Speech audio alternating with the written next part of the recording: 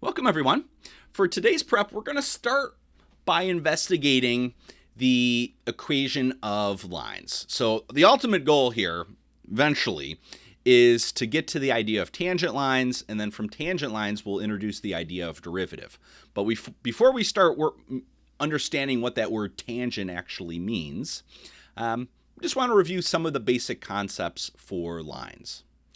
And there's three main equations that we're going to be using throughout the course, all related to lines. So we have this nice y equals mx plus b formula for, we call this the slope-intercept equation for a line. We also have the point-slope formula, or the point-slope equation. And then we have our slope formula. So how do we actually calculate the slope? So we're going to look at each of these in turn. And these two equations of lines.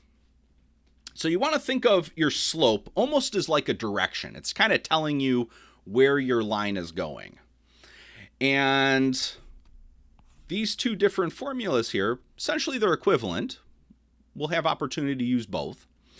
In this first equation, though, m is the slope. So kind of standard notation for slope. We usually use m. So m here is the slope. And what is the interpretation of this plus b at the end? Well, that is the y-intercept. So that tells us where our function crosses the y-axis.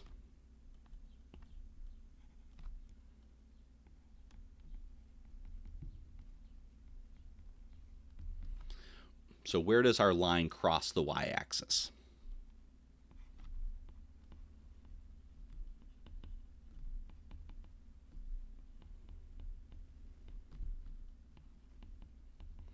And if you want to get technical, if you want the full value of that point, the y-intercept would be the point with coordinates 0, comma b.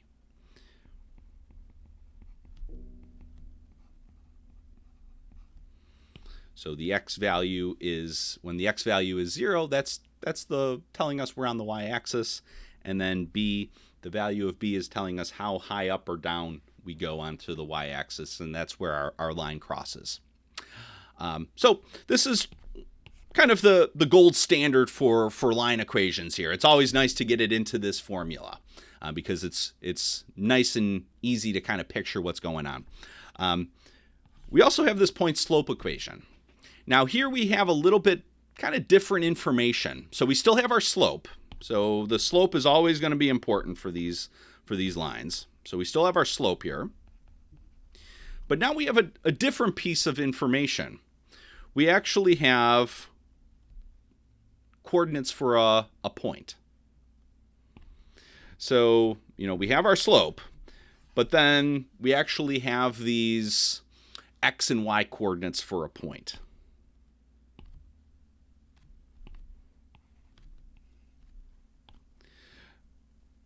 So x1 comma y1.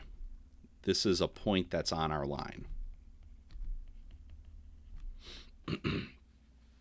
And when we're doing these, when we're using these equations, it's kind of helpful just to keep in mind that when we see y and we see the x here, or the y and the x here, those are just variables.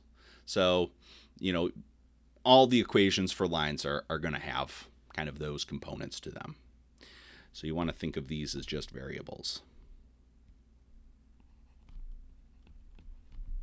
Just the plain y and x are variables. Okay. So what I'd like to do is jump down. We're going to jump down in our notes a little bit. And I want to start, though, with this slope formula. So you want to think of slope almost as like the direction. Where is our line actually headed in? And to use this formula, we need to know 2 points.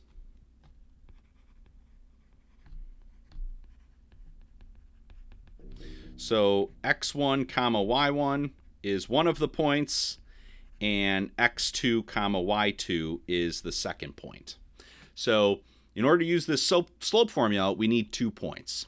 So let's try some examples with this. And like I said, we're going to jump down. We'll come back to these in class, these other examples. But I want to look at this slope formula. So here we have just an example of a line. And we have 1 point, x1 comma y1, and then we have a second point that we know, x2 comma y2. So what this slope formula does is it's really telling us the change in y over the change in x. So a way to think of the slope is change in y over the change in x. So if we were to calculate, say, what is the slope of this line? Well, the change in y is the change in our vertical height as we go from one point to the other. So let's imagine we're walking along this curve and we're at this point and then we end up at this point. So what is the change in our height?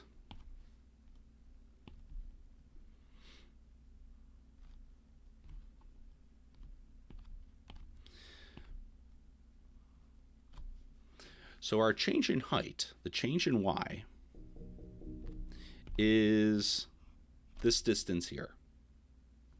So it looks like we've gone up 1 unit. As we go from this point to this point, we've gone up 1 unit. And then similar, the change in x is the horizontal distance. So as I go from this point to this point, what is the horizontal distance? Well, looks like we go over 2 units. So we go 2 units to the right. So if I'm kind of keeping tabs, I go 1 unit, then I go 2 units to the right, and then I go 1 unit up. So our slope in this case, the change in y is +1, and the change in x is +2. So our slope in this case is 1/2. So when we're kind of dealing with our slope and these lines, you want to think of slope as a fraction. And the top of our fraction here is the vertical change in our height. And the bottom of our fraction here is the horizontal change going between the 2 points. So let's try another example. And we're going to turn this around. We're going to sketch the graph of a line that passes through, well, let's do the first one here. We're going to sketch the graph of the line that passes through this point 2 comma -1, and the line has a slope of 3.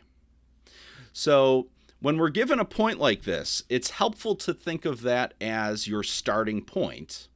And then the slope is the direction you're going to head off in. So it's kind of telling you which direction you're going to go. So let's start with this first one here. And let's plot that point.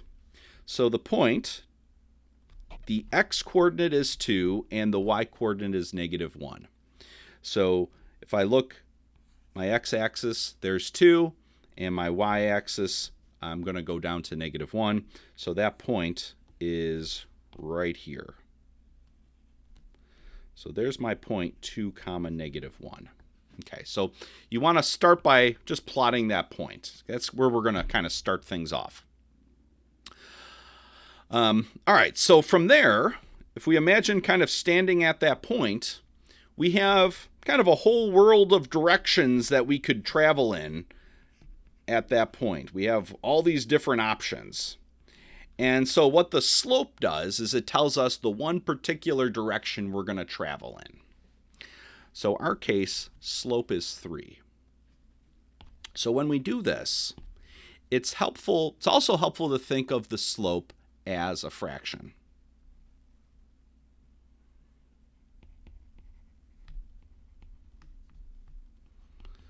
So not friction, fraction. So you might want to write the slope as a fraction. And so let's do that. So it's kind of tricky here. So when the slope we say m is 3, we can always write a number like that kind of artificially, but we can do it as a fraction by just putting 1 in the denominator, so 3 over 1. And what this tells us is, again, if we kind of go back up to our slope, the top of our fraction is the change in y, and the bottom of our fraction is the change in x. So, with that in mind, the change in y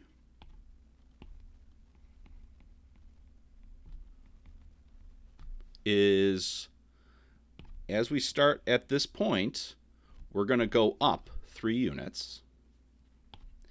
And our denominator here, that's the change in x.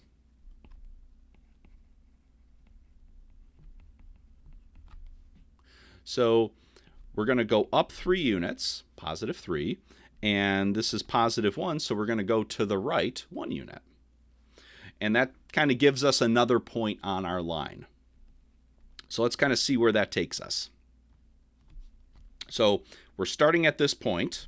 We're going to go to the right 1 unit, and then we're going to count up 3 units. And that takes us to this point right here. So we can plot that point. That's a second point that's on our line. So again, we go to the right 1 unit, and then up 1, up another 1, and then up 3 in total there. That gives us a second point. And then we have 2 points, and that's all we need to draw the line. So now we just connect the dots. And let's see here.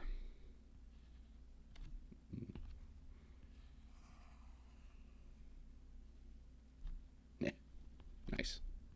All right, we got our line. All right, that's the idea. So let's try the next one. So again, we're gonna different line here, so a different starting point. So let's start by graphing that starting point. So in this case, our starting point is 2, 3. So we find x equals 2, and then y is equal to 3. So that means when x is 2, there's our point. So here's our point, 2, 3. All right, so we want to think of this as kind of our starting point, and we have kind of a whole circle worth of directions that we could travel in. And what the slope does is it tells us the specific direction our line is going to go. So when we do this, let's, well, it's already written as a fraction for us. So negative 1/2. And we have some choice here where we can put the negative. So I could either move the negative up into the numerator, or I could move the negative into the denominator. So let's move it into the numerator. So we could think of this as negative 1 over 2.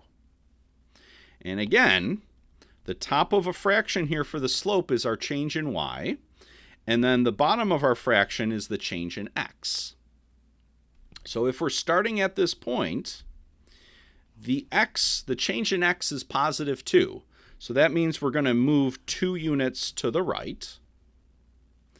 And then our change in y, our vertical change, is negative 1. So this time we're going to move down a unit. So we're going to decrease by 1. So if we're starting at this point, we move 2 units to the right. That's our change in x, 2 units to the right, and then 1 unit down. And that gives us our second point that's on the line. And then once we have those 2 points, you just play connect the dots, and you got your line. So let's see this here. Oh, no. Try that again. Pretty good. All right. And then we just put our arrows on either end there just to indicate that the line goes on forever in either direction there. All right, so that's graphing lines.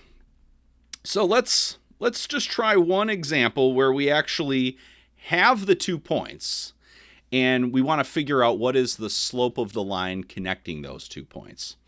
So we've got the first point 6, -2, and then we have our second point 9, 4. And we want to find the slope of the line that connects those 2 points. All right. So when we do this, when we apply this formula, we subtract the y coordinates for our 2 points, and then we subtract the x coordinates for our 2 points. The only thing we have to be careful of when we do this is we just want the kind of the points to match up. So it doesn't matter which point we kind of start with. We just need to be consistent. So we'll call this one x1, y1.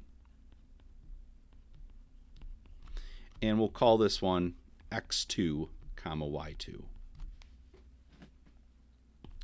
So when we go to calculate our slope, it's going to be a fraction, and we're going to start by taking our 2 y coordinates and subtracting them. So I'm going to start with y2, which in this case is 4, and then I'm going to subtract off -2. And just be careful when you're subtracting negatives. So it's helpful when you're doing this, write this step out so that if you do make just a little arithmetic error, you can kind of see where you maybe made the mistake. So we take our y coordinates and subtract them, and then we take our x coordinates and subtract those. So we'll get 9 - 6 in the denominator. And from here we can simplify. So this becomes, the double negative here becomes addition, so this becomes 4 + 2, so we end up with 6, and then 9 - 6 is 3, and that simplifies to 2. So when we're using this slope formula, it doesn't really matter. I could have reversed the order here and reversed the order here. The only thing you have to be careful of is the fact that you're consistent.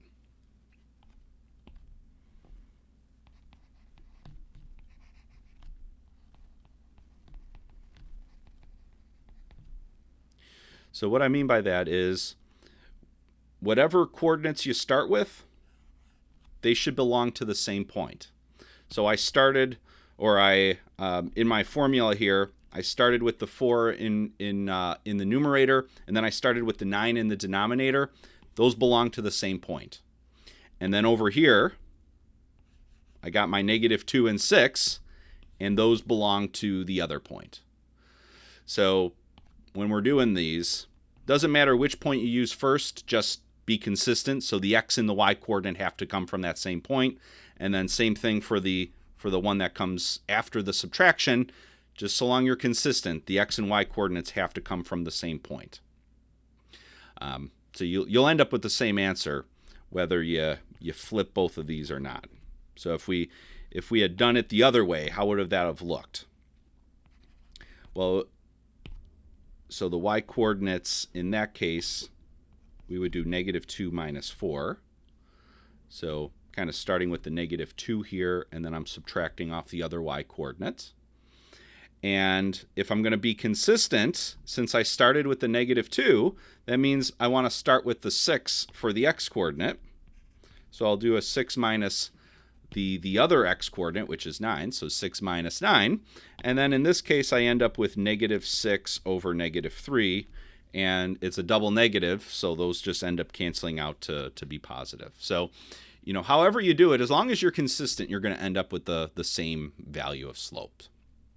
All right, so we're going to continue on with these line equations. We'll actually see how to actually, given, say, a point and a slope, how do we actually figure out what the equation of our line is? And then we'll see some interpretations of linear functions. So we'll see you in class. Bye-bye.